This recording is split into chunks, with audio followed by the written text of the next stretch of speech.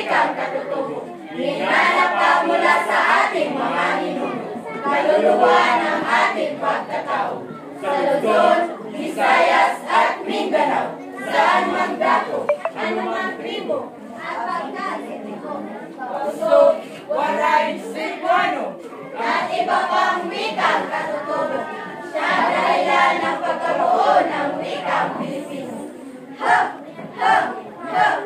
Ang wika ay nanatiling buhay sa makabagong panahon, ito'y sumasabay. Sa tutubong wika ang haliging matibay. Wikang Pilipino ang ilaw at gabay. Hindi hadlang ang pagkakaiba-iba. Kung wikang Pilipino ang gamitin pag-unawa,